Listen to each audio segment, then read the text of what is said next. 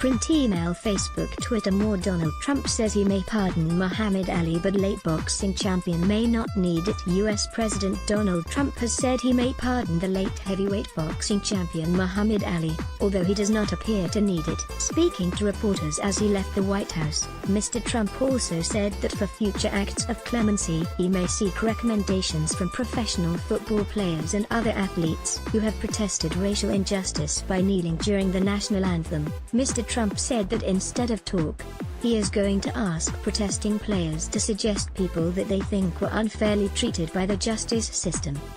He said football players had seen a lot of abuse and a lot of unfairness and he wanted their input on his use of this executive power. Mr. Trump said his team was looking at literally thousands of names of people for potential pardons because they were treated unfairly or their sentences were too long. Ali is one name on this list, Mr. Trump said, though it was not immediately clear why Ali would need a pardon because he has no criminal record. The Supreme Court overturned his conviction for resisting the draft in 1971. We appreciate President Trump's sentiment, but a pardon is unnecessary.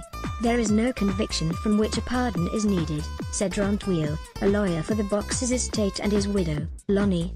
Mr. Tweel said the White House had not contacted him or Lonnie Ali about a potential pardon. He said he had been in contact with the widow after Mr. Trump's comments and they decided to issue a statement on behalf of the family. We heard what he was contemplating and it needed a response, he said. It was unclear why Mr. Trump would consider a pardon, given that Ali's conviction was overturned. The White House did not immediately comment on the lawyer's statement. Ali was born Cassius Clay, and changed his name after converting to Islam in the 1960s. He refused to serve in the Vietnam War because of his religious beliefs, declaring himself a conscientious objector. I ain't got no quarrel with the Viet Cong, Ali said. Ali was stripped of his heavyweight crown in 1967. Ali's legal fight ended in 1971, when the Supreme Court ruled in his favor, reversing his conviction on a technicality.